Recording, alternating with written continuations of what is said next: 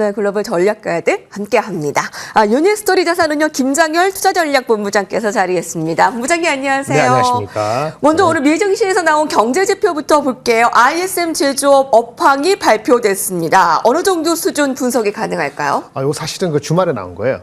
오늘 새벽에 나온 건 아니고요. 일단은 우리가 뭐 경기 선행지수도 있고 동행지수도 있고 여러 가지가 있지 않습니까? 제가 오늘 말씀드리는 거는 미국의 그 제조업은 여전히 회복이 아직 안 되고 있다는 측면이고 그 ISM 제조업 지수하고 코스피하고의 상관관계가 꽤 있습니다. 그래서 그런 측면에서 어저께 물론 우리가 우리 금투세 폐지의 훈풍을 받아서 많이 올랐지 않습니까? 그거에도 불구하고 아직까지는 박스권에서 벗어난다고 얘기하기가 조금은 애매한 것이 몇 가지 지표가 있는데 그게 이제 ISM 제조업 지수가 하나의 그 잣대가 될 소지가 있기 때문에 염두에 두시기 바란다는 말씀이고요. 예를 들어서 지금 현재 ISM 제조업 지수가 가장 낮은 것이 이게 42, 3 내려가면 경기 침체인데 그 정도는 아니에요. 근데 지금 46.5가 이제 11월 1일 날 발표됐거든요.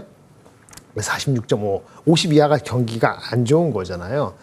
그런데 보시면은 작년도 3월에서 8월까지 꽤 오랫동안 3, 4, 5, 6, 7, 8 무려 6개월 동안 46, 7에서 박스에 갇혀 있을 때 네.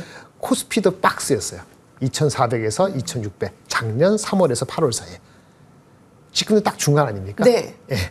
그러니까 뭐 여러 가지 난리를 폈습니다만은 우리는 수출을 하는 거고 뭐 중국도 중요한데 중국이 헤매고 있으니까 그냥 미국만 바라본다면은 ISM 제조업 지수하고 대한민국 증시하고 아이러니하게도 이게 인과관계는 아닐지언정 상관관계는 특별히 있었다는 것이 아주 근 시일, 1년 전에도 보면 될 수 있는 거죠.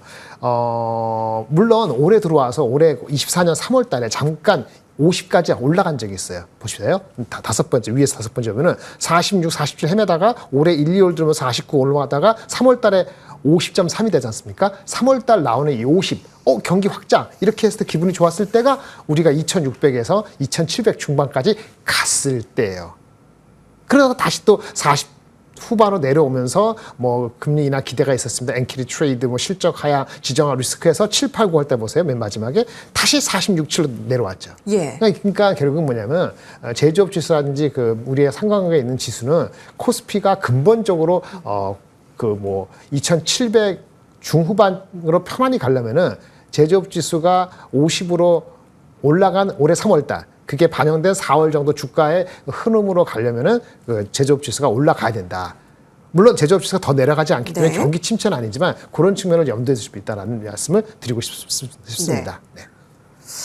미국의 빅테크 기업들의 실적도 점검해 보겠습니다. 나쁘지 않은 실적을 내고 분명히 이제 좋은 실적의 AI 성과가 보여졌는데 문제는 이 막대한 규모의 투자에 투자자들은 단기 수익성 하락을 우려하는 등 불안한 시선으로 바라보는 분위기로 주가가 엇갈렸습니다. 그렇죠. 어떻게 바라보면 될까요? 일단 3, 4분기 실적 발표될 때 빅테크 4, 알파벳, 마이크로소프트, 메타, 애마존의 합한 캐펙스 성장률은요.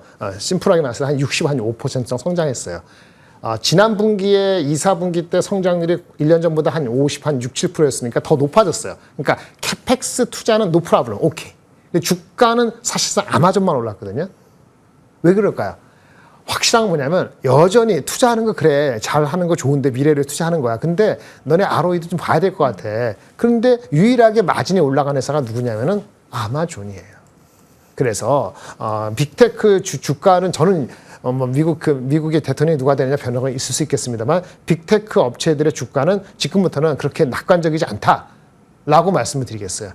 고트 그럼에도 불구하고 잘 나가는 회사 있잖아요. 어닝이 마진이 좋아지는 거 아마존 아니면 전무후무한 1등 기업 누구죠?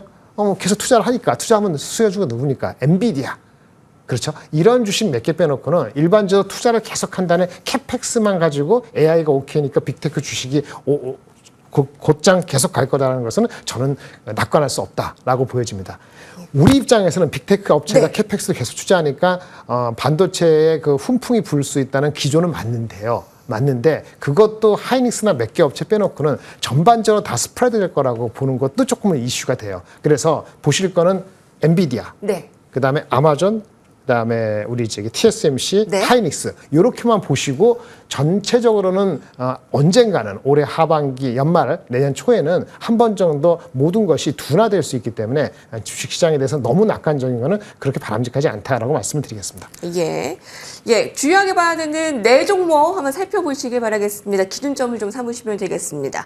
자, 어제 국내 증시 코스닥 3.4% 올해 들어 두 번째로 가장 높은 상승률을 나타냈습니다. 자, 금투세 폐지, 우리 1,500만 개인 투자자들의 염원이 이뤄졌습니다. 사실 그동안 이제 오락가락하고 개인 투자자들 이미 나갈 거 다 나갔다, 너무 늦었다라는 상황도 있지만 그래도 이제 뭐 유예, 뭐 앞으로의 뭐 개선 이런 게 아니라 그렇죠. 폐지로 방침이 나왔기 때문에 어떻게 이제 본격적인 상승 시동 걸었다라고 봐도 될까요? 일단은 파지티브, 매우 파지티브하죠. 매우 파지티브한데 이것이 코스피의 상단을 바로 높이는데 얼마나 기여할 거냐는 것은 조금 지켜봐야 될 것 같습니다. 왜냐하면 가장 많이 빠진 게 뭐죠? 개인들이 많이 거래되고 있는 것이 코스피보다는 코스닥이죠. 그래서 어저께도 코스닥이 3% 초중반대로 급격히 올라간 거입니다. 오늘도 미국장이 막판에 빠지긴 했습니다만 상대적으로는 코스닥이 더 유리해 보이긴 합니다. 왜? 지난 올해 어저께 올라가면서 올해 연초 대비 한 10% 빠진 것 같거든요. 이렇게 빠진 지수가 없어요. 코스피는 뭐 이제 보합 정도인데 코스닥은 10%가 빠졌으니까요.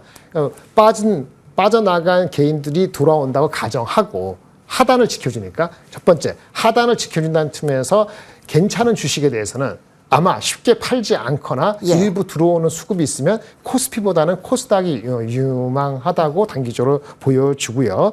그런 측면에서 좋은데 이게 가열차게 올라간다고 가정을 하려면 이겁니다. 상법 개정안을 이번엔 숙제가 달라졌죠. 상법 개정안을 진짜 얼마나 의미 있게 진심으로 추진하느냐는 것과 함께 상법 개정이 추진된다고 하면요. 코스닥 주식 말고 하나 더 있습니다.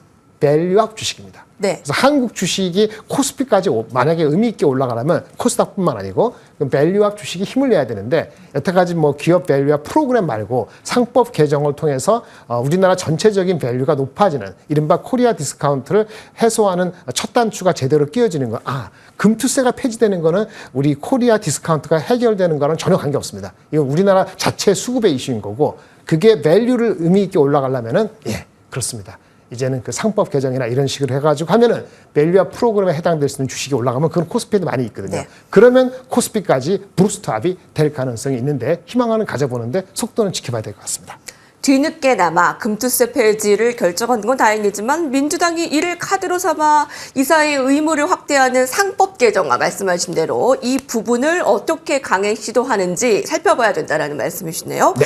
밸류업 주식들 조금 더 올라갈지 계속 좀 전략 좀 세워주세요. 상방은 의문이지만 하방은 잘 탄탄히 좀 지지가 될 것이다. 올라간 주식 중에서 뭐 예를 들어서 제약 바이오를 합시다. 아니면 뭐를 합시다. 그런 주식을 올라가서 불안한 사람들이 더 팔지 않을 수 있죠. 왜? 지금 안 팔아도 세금 안 내니까. 그래서 올라간 주식을 무조건 팔지 않을 거기 때문에 아마 내려가는 건 한계가 있어요. 근데 새로운 사람들이 들어와야지 올라가는 거잖아요. 새로운 사람이 들어오는 거는 실적과 여러 가지 체크하는 게 있기 때문에 시간이 지나면서 좀 보충이 될 것으로 보이는데 일단 낙폭과대한 게 코스닥이기 때문에 코스닥에 많이 있는 주식들이 좀 더 강세가 되죠. 그런데 make or break. 이번 주에 선거가 있기 때문에 대선까지 지켜봐야 되기 때문에 이게 오늘 내일 반영이 다 될지 다음 주쯤 가서 대선이 완벽하게 되고 나서 섹터가 구분될 때 반영될지는 모르겠는데 현재 입장에서는 지켜보는 수밖에 없습니다. 어제 국내 증시에서 중국 관련주들이 급등했습니다. 이제 중국은 어제부터 전인대가 시작됐습니다. 미국 대선이 끝날 무렵 이제 중국의 추가 부양책이 발표될 것으로 보이는데요. 특히 그 중국이 한국의 무비자 발급, 경기소비재 일제히 급등했습니다. 자, 앞으로 그 방향 조금 더 위로 봐도 될까요? 투자 전략 세워주시죠. 네, 무비자 발급은 중국을 위해서 필요한 것입니다. 한국을 위해서 해준 게 아니죠. 한국 말고 다른 나라 포함해서 한 거잖아요. Better than nothing, 없는 것보다 낫습니다. 많은 그것 때문에 우리나라에 엔터테이닝 하고 그것 때문에 목하는 건 아니고요. 우리는 항공주에 사람들이 실어 나르는 게 있으니까 그 정도라 보시면 되고요. 중국이 얼마나 어렵다는 걸 반증하는 거라 보시면 되고요. 따라서 아까 말씀하신 전인대 상무위원회 시작되는데 걔네들도 결정을 오늘 내에 하진 않을 겁니다. 왜?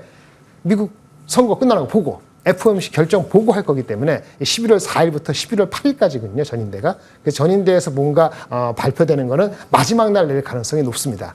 그래서 지금은 이제 중국 부양에 대한 기대 심리는 그러한 저하의 사정이 중국이 그렇게 몰렸다는 측면에서 너무 어렵다는 측면에서 뭔가 나올 것 같은데 이렇습니다. 중국 부양이 세게 나온다면 관련주는 갈지 모르지만 중국 부양이 세게 나온다는 전제는 아마도 트럼프가 대통령이 되는 경우에 더 세게 나올 거예요. 네. 근데 트럼프가 대통령이 되는 거는 제가 봤을 시나리오는 대한민국 주식은 별로 좋지는 않거든요. 네. 근데 그거가 나오면 중국은 부양을 세게 할 거예요.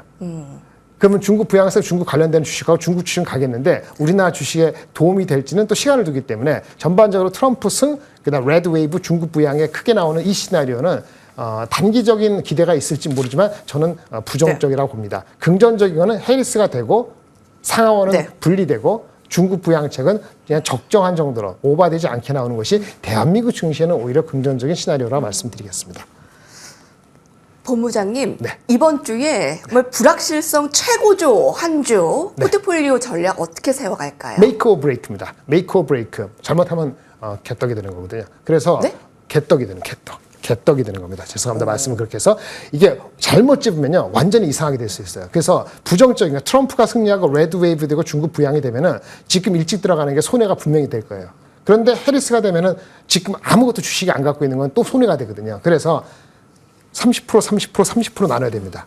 첫 번째, 지금 내일, 오늘 내일 베팅을 본인이 하셔야 되고요. 결과 나오고 나서 하셔야 되고, 맨 마지막으로는 뭐죠? 이 모든 것에 불구하고 우리나라의 실적이 받침이 되는지는 11월 셋째 주입니다. 333으로 나누시되 지금 베팅을 다 하는 것도 의문이고, 거꾸로 지금 주식을 다 빼는 것도 이미 늦었다라고 말씀드리겠습니다. 유니스토리 자산운용 김장열 수저전략 본부장께서 함께해 주셨습니다. 저희 같이 인사드릴게요. 감사합니다. 네, 감사합니다.